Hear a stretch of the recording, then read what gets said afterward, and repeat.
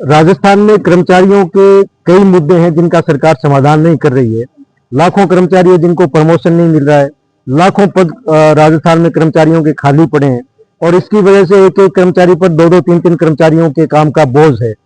इसके अलावा सरकार ने ऑनलाइन काम के माध्यम से हमारा वर्कलोड बढ़ा दिया, हमारा ड्यूटी टाइम बढ़ा दिया।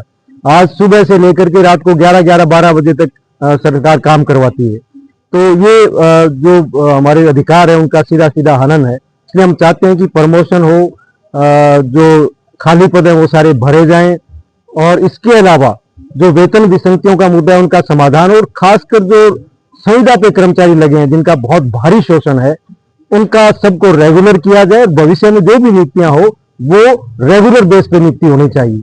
इन तमाम मुद्दों को लेकर के और सबसे बड़ा जो एक मुद्दा है, सरकार ने जो पिछली सरकार ने ओपीएस लागू की थी राजस्थान में, इस सरकार ने उस ओपीएस को छीनने की प्रक्रिया शुरू कर दी। अभी तक जो बोर्ड, निगम और यूनिवर्सिटीज के कर्मचारी हैं उनकी ओपीएस को छीन करके एनपीएस उनको लागू कर दिए और ये धीरे धीरे सरकार सब कर्मचारियों की ओपीएस छीनेगी। तो इन सब मुद्दों को लेकर के हम राजस्थान की सरकार के खिलाफ आंदोलन की हम रूपरेखा हमने बनाई है और उसी क्रम में हर जिले में चेतना यात्रा जा रही है, संघर्ष चेतना यात्रा, और ये लास्ट इसका दौर है।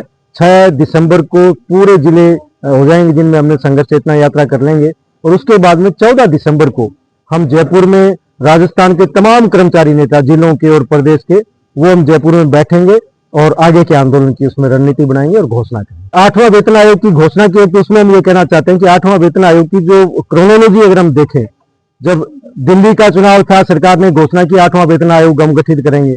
जब बिहार का चुनाव आया तब उसकी सूचना जारी हुई कि ये कमेटी बन रही है और उसमें कहा कि 18 महीने बाद में ये रिपोर्ट आएगी। मतलब जब बंगाल के और चुनाव होंगे तब उसकी रिपोर्ट आएगी। ये जो क्रोनोलॉजी है इसको हम समझ रहे हैं और साथ ही साथ वो जो टर्म एंड कंडीशन जो 8वें पे कमीशन की दी है, वो टर्म एंड पे कमीशन ऐसी है जो कर्मचारियों को लाभ देने के लिए नहीं बल्कि कर्मचारियों के लाभ छीनने के लिए। उसमें कह दिया गया है कि जो पेंशन है उस पेंशन पे जो खर्चा आता है उस पर भी विचार किया जाएगा। उसमें कहा गया है कि राज्य सरकारों की और केंद्र सरकार की जो वित्तीय स्थिति है उसको भी ध्यान में रखा जाएगा। उसमें ये नहीं कहा गया कर्मचारियों की हालत क्या है उसको ध्यान में रखा जाएगा। इसलिए वो जो वेतन आयोग है उसमें भी हमें ठीक उसी वजह से आशंका है जैसे ओपीएस में हमें आशंका थी, जो हमारी दुर्भाग्य से सही सिद्ध हुई है कि यहाँ ओपीएस छीननी शुरू कर दी है। इसलिए उससे हमें कोई बहुत उम्मीद नहीं है बल्कि आशंकित है। विसंख्या नहीं, उसमें हमारे यहाँ पहले ये था कि जो कर्मचारी है उसको जो मेडिकल की उसका खर्चा लगता था वो सरकार उसका भुगतान करती थी। सरकार ने हमारे वेतन से बड़ी रकम हर महीने काटने शुरू की और ये कहा कि इसके माध्यम से आपको फ्री मेडिकल सुविधा दी जाएगी। लेकिन अब सरकार ने अलग अलग बहाने बना करके, भ्रष्टाचार का बहाना बना करके, भ्रष्टाचार कोई कर रहा है उन पे कोई कार्रवाई करने की बजाय तमाम कर्मचारियों को जो सुविधा दे रहे हैं उसमें कटौतियां कर दी है। इसमें हमारा जबरदस्त विरोध है। हम सरकार से कह रहे हैं कि तमाम कर्मचारियों को निःशुल्क जो सुविधा है मेडिकल की वो मिलनी चाहिए।